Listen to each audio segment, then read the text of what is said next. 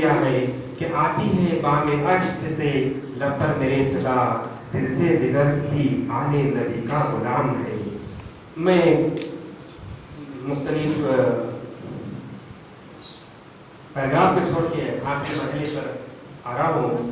غرض ہندوستان کثرت میں وحدت کی شان کی بہترین مثال ہے، یہاں مختلف زبان بولنے والے، مختلف مذاہب و عقائد کے لوگ مل جل کر رہتے ہیں۔ ہر ایک کی زندگی میں ہندوستانی عناصر کی عکاسی نظر آتی ہے۔ یہاں کے ادیب و شعراء نے اپنی تخلیقات میں قومی یکجہتی کے ان تمام عناصر کی نشاندہی کی ہے۔